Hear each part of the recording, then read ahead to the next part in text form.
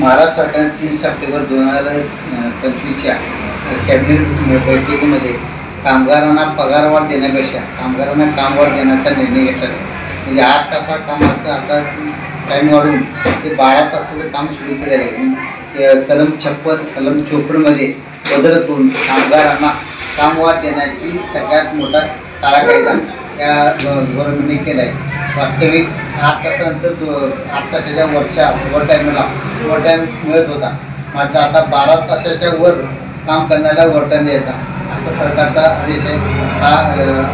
हा परिपत्रक सरकारनं ताबडतोब मागे घ्यावं व कामगारांना महागाईला परवडण्यासारखं किमान वेतन देऊन कामगारांच्या पगारामध्ये वाढ करावी, कामगारांच्या कामामध्ये वाढ करू नये.